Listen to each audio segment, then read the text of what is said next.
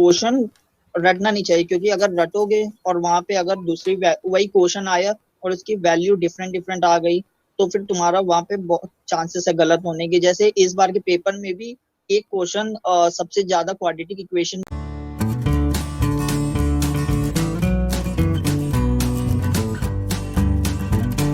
Hello friends, मैं सूरज अग्रवाल आप सबका अपने यूट्यूब चैनल पर स्वागत करता हूं। आज हमारे साथ है यश गुप्ता, जिनकी ऑल इंडिया रैंक 106 है और इन्हें मिला है एनआईटी सूरतकल। तो आइए हम इनसे पहले इनके बारे में जानते, फिर आगे हम कुछ सवाल करेंगे इनसे। Yash Gupta. Hello everyone, my name is Yash Gupta. और ये मेरा फर्स्ट अटेम्प्ट था और मेरी ऑल इंडिया रैंक 106 है। हमने बीसीए कानपुर से वीरेंद्र रूप इंस्टीट्यूट ऑफ कंप्यूटर स्टडीज से कंप्लीट किया है और ये मेरा फर्स्ट अटेम्प्ट था और अपीयरिंग था। ओके। तो यश, आपकी प्रिपरेशन से रिलेटेड जो बच्चे प्रॉब्लम फेस करते हैं या जो आपने भी किया है, वो मैं आपसे कुछ क्वेश्चन पूछना चाहता हूँ। तो आपका पहला क्वेश्चन है कि कुछ बच्चे ऑनलाइन में प्रिपरेशन करना चाहते हैं, कुछ ऑफलाइन में करना चाहते हैं। तो आपके हिसाब से कौन सा वे में तैयारी करना ज़्यादा अच्छा होगा? आप क्या प्रेफर करेंगे बच्चों को? मेरे अकॉर्डिंग ये सही है कि अगर किसी का मैथ्स में बेस बहुत कमजोर है तो उसको मेरे अकॉर्डिंग ऑफलाइन प्रेफर करना चाहिए, क्योंकि ऑनलाइन में ज्यादा उसको गाइडेंस मतलब कम ही गाइडेंस रहती है as compare to the offline classes. तो उनको ऑफलाइन प्रेफर करना चाहिए। और जो बच्चे और जो जिन बच्चों को मैथ्स का थोड़ा बहुत बेसिक अच्छा है, बस उनको कॉन्सेप्ट समझ के और थोड़ा अपना अच्छे अच्छे चैप्टर प्रिपेयर करना है मैथ्स में, तो वो ऑनलाइन में भी कर सकते हैं। और ऑफलाइन तो है अच्छा, तो उसमें कोई डाउट नहीं है। बस ऑनलाइन में ये रहता है कि कंसिस्टेंट होना पड़ता है अपनी प्रिपरेशन के साथ पूरे ईयर में। और ऑफलाइन में तो सर के गाइडेंस में तो हो जाएगी प्रिपरेशन अच्छी। चलिए, अच्छा है। तो जैसा कि आप लोगों ने देखा, इनका कहना है कि अगर आपका मैथ अच्छा है तो आपको कोई दिक्कत नहीं ऑनलाइन मोड में लेने में। और अगर आपका मैथ उतना अच्छा नहीं है तो आप ऑफलाइन जाइए, क्योंकि आप वहाँ पे फेस टू फेस अपने डाउट्स को रेगुलर बेसिस में पूछ पाएंगे उनसे, सर से। और ऑनलाइन मोड में भी आप पूछ सकते हैं, वो उनका ऑप्शन रहता है हर ट्यूशन के पोर्टल्स पे। पर आप उतना हाँ, वो ऑनलाइन में थोड़ा सा मतलब इंटरेक्शन नहीं हो पाता है फेस टू हम्म। फेस, तो ये थोड़ी प्रॉब्लम आती है। आपको जिस टाइम पे डाउट हो उसी टाइम पे आपको सॉल्यूशन मिल पाना पॉसिबल नहीं होता है, तो आपको फिर क्या होता है कि उससे आपका ब्रेक लग जाता है कंसिस्टेंसी पे। तो यस, आपसे मेरा जो सेकंड क्वेश्चन है वो है कि आपने किस टाइप के रिसोर्सेज फॉलो किए थे, किस टाइप के आपने प्रिपरेशन किया था, इसके बारे में हमें थोड़ा सा बताइए। अ, मेरे जो मैथ्स में जो हमने बुक प्रेफर किया था वो हमने आरडी ऑब्जेक्टिव किया था, और आरडी ऑब्जेक्टिव को ही हमने पूरे ईयर फॉलो किया था। और उसको मतलब सारे चैप्टर को मल्टीपल टाइम्स ट्राई किया था जब तक फाइनल एग्जाम नहीं हो गया था। एंड हमने रीजनिंग के लिए वो सर के मॉक टेस्ट सफिशिएंट होते हैं, और बस उसमें टॉपिक कुछ लिमिटेड टॉपिक होते हैं, उनको समझ के फिर मॉक टेस्ट सिर्फ रीजनिंग प्रिपेयर किया जाता है और एप्टीट्यूड भी इजीली प्रिपेयर हो जाता है।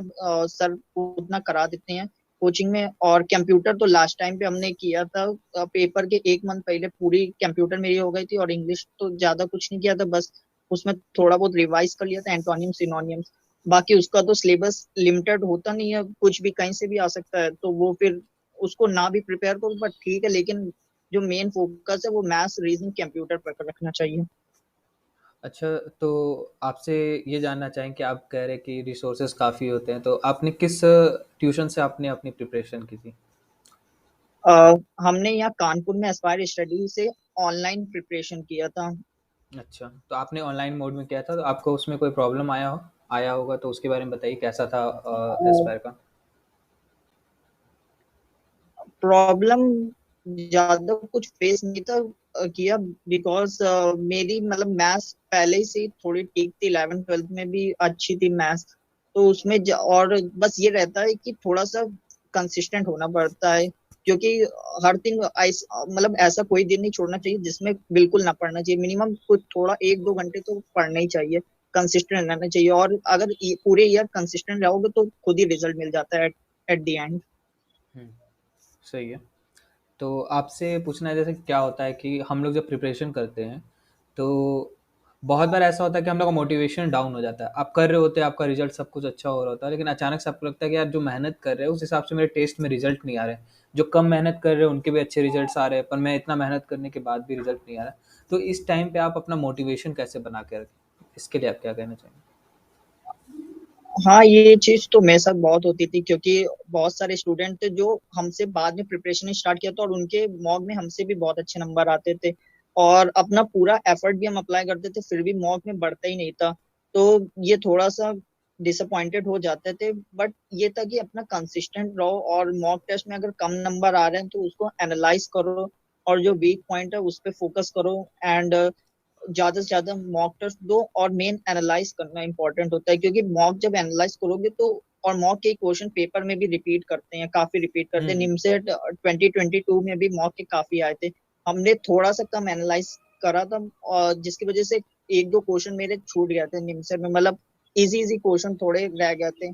तो मॉक एनालाइज करना बहुत इंपॉर्टेंट है, और कंपेयर नहीं करना चाहिए किसी दूसरे बंदे से, मतलब खुद पे ही फोकस करना चाहिए, और खुद ही के मॉक टेस्ट दे रहे हो, और किसी आप दूसरों के नंबरों से कंपेयर ना करो, बस। तो यस, बहुत जन से हमने सुना है कि एनालाइज करो, एनालाइज करो। ये एनालाइज होता क्या है? कैसे करते हैं ये एनालाइज? तो बच्चों को समझाइए कि आप टेस्ट देने के बाद एनालाइज सपोज कैसे करें। ओके, सपोज जैसे हमने कोई मॉक टेस्ट दिया, और मॉक टेस्ट देने के बाद तो हम लोग उसमें सारी चीजें दिए रहती है मॉक टेस्ट में, कि नेगेटिव कितने हुए, पॉजिटिव कितने हुए, कितने क्वेश्चन सही हुए, कितने गलत हुए, और कितने टाइम में पूरा हम लोग ने कंप्लीट किया पेपर। तो उसमें हम लोग को ये देखना चाहिए कि जैसे कोई क्वेश्चन जो हम लोग का गलत हो गया है, तो वो हम लोग को देखना चाहिए क्यों गलत हुआ है, और उसके पीछे का अगर गलत हुआ है तो वो हम लोग को चैप्टर नहीं पता है उस क्वेश्चन का, या फिर उसका लॉजिक उस चैप्टर में हम लोग को नहीं पता क्या कॉन्सेप्ट अप्लाई हुआ है। और ये सबसे इम्पोर्टेंट चीज है कि कॉन्सेप्ट समझना, क्योंकि बहुत सारे क्वेश्चन रहते हैं जिनका कॉन्सेप्ट जरूरी नहीं है तुमने पढ़ा हो, तो इसके लिए तुम्हें उसको एनालाइज करना पड़ेगा, क्योंकि क्वेश्चन पूरे जब मॉक टेस्ट देते हैं तो क्वेश्चन कोई भी चैप्टर से, कोई भी कॉन्सेप्ट से ही पूछ लिया जाता है। तो उसमें हम लोग को एनालाइज करोगे तो जब नेक्स्ट टाइम अगर वो क्वेश्चन आएगा तो वो तुम्हारा गलत ना होना चाहिए। तो यही एनालाइज इस कह सकते हैं हम लोग, इस तरीके से किया जा सकता है। तो बहुत से बच्चे क्या करते हैं, प्रिपरेशन करने के टाइम में आंसर्स को और क्वेश्चंस के टाइप को रट लेते हैं। तो रटना और एनालाइज करना में आपके हिसाब से क्या डिफरेंस होना चाहिए? मेरे अकॉर्डिंग है कि क्वेश्चन रटना नहीं चाहिए, क्योंकि अगर रटोगे और वहां पे अगर दूसरी वही क्वेश्चन आया और उसकी वैल्यू डिफरेंट डिफरेंट आ गई, तो फिर तुम्हारा वहां पे बहुत चांसेस है गलत होने के। जैसे इस बार के पेपर में भी एक क्वेश्चन सबसे ज्यादा क्वाड्रेटिक इक्वेशन में एक होता है, tan 30 प्लस एंड tan 15 में दिया रहता है, और उसमें दिया दिया रहता है P-Q+2, इसके ऑप्शन होते हैं 1 2 3 4। तो हम्म। इसमें पेपर में क्या हुआ था, आरडी का ये क्वेश्चन है, लेकिन आरडी में P-Q था और पेपर में Q-P था। तो काफी बच्चों ने उसके आंसर पहले से रटे थे, क्योंकि वो मॉक में सबसे ज्यादा आता था, तो उसका आंसर मॉक में 2 होता था। लेकिन एक्चुअल पेपर में उसका जो ऑप्शन था वो 1 था, क्योंकि उल्टा था, P-Q नहीं Q-P था। तो इस वजह से रटना नहीं चाहिए। और वहां पे अगर क्वेश्चन तुम्हें सेम दिख भी रहा है तो उसको एक बार सॉल्व कर लेना चाहिए, क्योंकि उसमें वैल्यू आगे पीछे हो सकती है। तो इस वजह से भी ये सिंपल सा क्वेश्चन काफी मेरे फ्रेंड लोगों का गलत हो गया था, हम्म। क्योंकि उन्होंने डायरेक्ट टिक लगा दिया। तो एनालाइज इंपॉर्टेंट है क्वेश्चनों का। सही है। एक बार कम से कम आपके हिसाब से एग्जाम में सॉल्व कर लेना चाहिए या फिर रीचेक कर लेना चाहिए? ठीक है। हाँ, क्योंकि अगर तुमने पहले किया होगा क्वेश्चन तो वो जल्दी सॉल्व हो जाएगा एग्जाम में। लेकिन ये है कि क्वेश्चन देखते ही उसमें सीधे एग्जाम में टिक ना कर देना चाहिए, क्योंकि हमने भी ये नहीं किया था, क्योंकि हमें भी काफी क्वेश्चन आते थे, लेकिन फिर भी हमने उनको सॉल्व किया था, आते हुए बावजूद भी सॉल्व किया था, उसमें टाइम दिया था। क्योंकि उसमें डिजिट आगे पीछे भी रहती, क्वेश्चन सेम होता है, लेकिन पहचान नहीं पाओगे कि उसमें क्या थोड़ा सा माइनर उन लोग ने चेंजेस कर दिए हैं, जिसकी वजह से आज आंसर उनका डिफरेंट हो जाएंगे। तो इस हम्म। वजह से वहां पे सॉल्व कर लेना चाहिए, डायरेक्ट टिक नहीं लगाना चाहिए। सही बात है। ये सबसे इंपॉर्टेंट चीज है। हल्की सी गलती की वजह से आपका मार्क्स सीधे 15 मार्क्स आता है। बच्चे क्या गलती करते हैं कि मार्क्स को कैसे घट रहा है ये चेक नहीं कर पाते। देखिए, आप अगर एक मैथ में क्वेश्चन गलत कर रहे हैं तो उस क्वेश्चन के 12 मार्क्स तो आपको जा ही रहे हैं, बल्कि आपने जो क्वेश्चन सही सॉल्व किया उसके भी 3 मार्क्स जा रहे हैं। तो यानी आपके एक क्वेश्चन गलत करने पे 15 मार्क्स जा रहे हैं। इसीलिए आपको कोई भी क्वेश्चन सॉल्व करे तो उसको थोड़ा ध्यान दे के सॉल्व करना चाहिए। तो यस, आपसे और एक क्वेश्चन ये है कि कितने नंबर ऑफ मॉक देने चाहिए, कितने टेस्ट पेपर सॉल्व करने चाहिए ताकि हमें ये हो सके कि हमारी तैयारी अच्छे से हो सके? मॉक का हम लोग को ये करना चाहिए कि जैसे एक फुल लेंथ मॉक होता है, एक टॉपिक वाइज होता है और एक सब्जेक्ट वाइज होता है। टॉपिक वाइज हम लोग को तब करना चाहिए जैसे कोई हम लोग ने टॉपिक कंप्लीट कर लिया, मैथ्स का सेट थ्योरी कर लिया, उसके बाद हम लोग को उस सेट थ्योरी कंप्लीट करना है तो उसका मॉक उठा के हम लोग को जितने भी मॉक में क्वेश्चन होते हैं, 30 मिनट में 25 क्वेश्चन या 60 मिनट में 40 क्वेश्चन, इस तरीके से उनके करस्पॉन्डिंग चैप्टर के मॉक सॉल्व कर लेने चाहिए कंप्लीट चैप्टर होने के बाद। और जब पूरा सिलेबस आपका कंप्लीट हो जाए तो उसके बाद हम लोग को फुल लेंथ मॉक देना चाहिए। और अगर 60-70% भी सिलेबस हो गया और सर मॉक टेस्ट अपलोड कर रहे हैं, या तुम मॉक में जाके दे सकते हो, मतलब फुल लेंथ दे सकते हो। तो कोई भी फुल लेंथ सबसे ज्यादा इंपॉर्टेंट होता है, क्योंकि वही पेपर ही फाइनल पेपर में भी फुल लेंथ ही होता है, कोई टॉपिक वाइज कोई सब्जेक्ट वाइज नहीं होता है। तो फुल लेंथ ज्यादा से ज्यादा दो तो वो तुम्हें प्रिपेयर कर देगा एक्चुअल पेपर में। तो और नर्वस नहीं होगे वहां पे कि अलग तुम्हें लगेगा कि यहाँ 2 घंटे का पेपर कुछ अलग है, ये फीलिंग नहीं आएगी, वो सब सेम ही लगेगा तुम्हें। तो मॉक टेस्ट बहुत इंपॉर्टेंट है। एक एडवाइस मैं अपने साइड से इसमें देना चाहूँगा कि जैसे मान लीजिए आपका एग्ज़ाम 2 घंटे का होता है, तो आप क्या करिए, स्टॉप वॉच लगाइए, 1 घंटे 45 मिनट का या 1 घंटे 40 मिनट का ही लगाइए, उसमें पूरे पेपर सॉल्व करने की कोशिश करिए। क्योंकि एक्चुअल एग्ज़ाम में आपका क्या होगा ना, आप नर्वस होंगे, थोड़ा-सा टाइम वेस्ट आपका इधर-उधर होगा ही। तो आप 2 घंटे के पेपर की जगह 1 घंटा 40 मिनट ही मान के चलिए और अपना टाइम टेबल को अच्छे से डिवाइड करिए कि आप पहले मैथ सॉल्व करेंगे, आपका जो भी स्ट्रॉन्ग पॉइंट है, आप उसमें एक अपना बना लीजिए कि आप फर्स्ट राउंड में इतना क्वेश्चन सॉल्व कर लेंगे, सेकंड राउंड में ऐसे कर लेंगे। अपनी आप अलग-अलग स्ट्रैटेजी ट्राई करिए टेस्ट्स में, और जो आपके लिए जो बेस्ट निकल के आए आउटपुट जिसका मिले, वो आप फाइनल एग्ज़ाम में ट्राई करिए, ठीक है? और आपसे और एक क्वेश्चन ये था यस, कि जैसे हम बहुत बार क्या होता है ना कि बहुत से चैप्टर हमारे छूट जाते हैं। जब हम निमसेट की तैयारी कर रहे होते हैं, बहुत से चैप्टर हमारे छूट जाते हैं। तो उनको कैसे हम कवर करें या उनको छोड़ दें? कैसे हम ये डिसाइड करें? क्योंकि बच्चे नर्वस हो जाते हैं आखिरी टाइम पे। अ, जैसे हम लोग पास और अगर टाइम कम है तो हम मतलब लास्ट टाइम पे सपोज 6 मंथ या 4 मंथ बचे हैं और तुम्हारी मैथ्स कवर नहीं हो पाई है, तो उसमें उन चैप्टरों पर कम फोकस करना चाहिए जिनके क्वेश्चन 2-3 साल में एक या दो ही आए हैं। जैसे और उसकी जगह हम लोग को जैसे वेक्टर पे फोकस करना चाहिए और ट्रिग्नोमेट्री फोकस करना चाहिए, क्योंकि इन ये चैप्टर क्वेश्चन हर साल आते हैं और टाइम कम है, तो लिमिटेड चैप्टर सॉल्व करो जिनके क्वेश्चन आते पेपर में, और उन्हीं को अच्छे से प्रिपेयर करो। जो नहीं आते वो करने की जरूरत भी नहीं है। ये जरूरी नहीं है कि पूरी मैथ्स ही लगानी है तुम लोग को। अगर मैथ्स पूरी लगाओगे वो बढ़िया ही, क्योंकि उसमें पूरी मैथ्स लगाओगे तो सारे क्वेश्चन कर लो पेपर में जितने भी आएंगे। और कम टाइम है तो लिमिट अपने रिसोर्सेज को लिमिटेड कर लो जो पेपर में आते हैं जिन चैप्टर्स, और उन्हीं को अच्छे से प्रिपेयर कर लो, बस हो जाए। ठीक है, यस। तो और एक क्वेश्चन आपसे ये पूछना था कि जैसे बहुत से बच्चे मुझसे ऑनलाइन में बात करते थे, मुझसे ये क्वेश्चन पूछते थे कि जैसे आपके एग्ज़ाम जो निमसेट का एग्ज़ाम आता है, उसके आस-पास बहुत सारे एग्ज़ाम आते हैं। तो बच्चे क्या होते हैं कि बीच के जो एग्ज़ाम आते हैं, उनकी तैयारी में अपना मेन एग्ज़ाम जो निमसेट एग्ज़ाम है, उसका एग्ज़ाम बेकार कर लेते हैं। बहुत से बच्चों को मैं जानता हूँ जिनके साथ ऐसा हुआ है। तो आप उनको क्या सजेशन देना चाहेंगे कि इसके लिए क्या करें? मेरे जैसा मेरा था कि मेरा स्टार्टिंग से एम ही एनआईटी था, और हमने कोई अदर एग्जाम के बारे में सोचा ही नहीं था और ना ही उसका फॉर्म भरने के लिए हमने सोचा था। तो अब जो तुम्हारा मेन एम है जिस कॉलेज का, उसी को अपना एक एम बना लो और उसी पर पूरा फोकस कर लो, क्योंकि दूसरे एग्जाम पर फोकस करोगे तो तुम्हारा जो मेन एम है जिस कॉलेज में जाने का वो तुम्हारा फिर दूर हो जाएगा।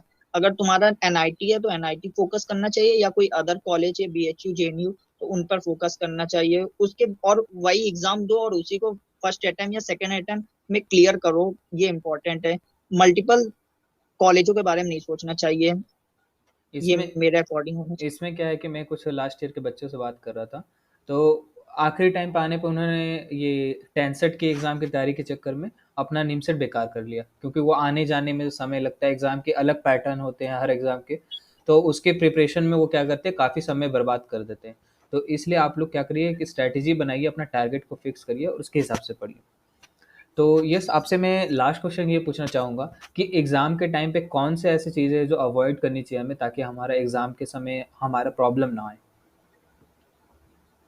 आ, जब और सबसे इम्पोर्टेंट इसमें ये चीज है कि जब एग्जाम का डे पास आ रहा हो तो उसके 1-2 दिन पहले अपने आप को ज्यादा बर्डन मत फील करना चाहिए, क्योंकि हमने भी एक दिन पहले हमें भी मन कर रहा था कि बहुत सारी चीज पढ़ ले, मॉक टेस्ट दे दे चलो, क्योंकि वो खाली टाइम रहता है और कुछ ना कुछ करने का मन तो करना ही पड़ता है।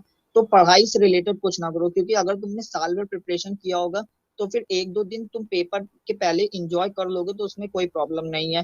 क्योंकि एक दो दिन पहले जैसे मेरे काफी फ्रेंडों में ये था कि पेपर वाले दिन भी वो सुबह रिवाइज करके गए थे, तो उनकी काफी उस वजह से रैंक बिगड़ गई थी, क्योंकि जो नया रिवाइज किया था वो उनके दिमाग में था उस समय पेपर टाइम पे, और जो पुराना उन लोग ने ईयर पूरे ईयर में प्रिपेयर किया था वो सब वो भूल गए थे। तो सबसे इम्पोर्टेंट है कि पेपर वाले दिन के पहले कुछ पढ़ना नहीं चाहिए, और पेपर के टाइम ये करना चाहिए कि जब जाते हो हम लोग सेंटर पे, तो काफी वहां पे बहुत सारी क्राउड होती है, बहुत सारे बच्चे पेपर देने आते हैं, तो वहाँ बच्चों को ये फीलिंग आती है कि काफी बच्चे हैं, काफी कंपटीशन है, मेरा निकलेगा कि नहीं निकलेगा, अच्छा जाएगा कि नहीं जाएगा। तो वहां पे अपनी फीलिंग, ये सब थॉट्स को कंट्रोल करने की कोशिश करनी चाहिए और अपने ही पे फोकस करना चाहिए। क्योंकि ये सेम मेरे साथ भी था कि वहां पे जाके काफी लोगों को देख के ऐसा लगता है कि उनका ही मतलब अच्छा होगा, मेरा तो हो ही नहीं पाएगा, तो ऐसी फीलिंग थोड़ा बहुत आती है।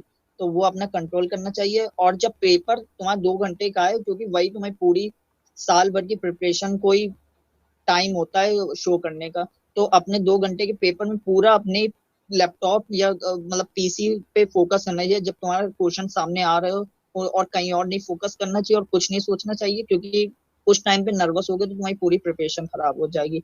तो मेरे अकॉर्डिंग यही है कि यही सारी पॉइंट हम लोग को देखना चाहिए पेपर देते टाइम, बस। ठीक है, यस। आज की वीडियो के लिए हम लोग इतना ही रखते हैं, और ऑडियंस से बोलना चाहेंगे, अगर आपको ये वीडियो अच्छा लगा तो आप अपने दोस्तों के साथ शेयर करिए, और आपको किस टाइप के क्वेश्चंस के आंसर चाहिए, मैं अगले आने वाले वीडियोज़ में उन्हें दूसरे टॉपर्स के साथ वो डिस्कस करके आपको उसका सॉल्यूशन बताने की पूरी कोशिश करूँगा।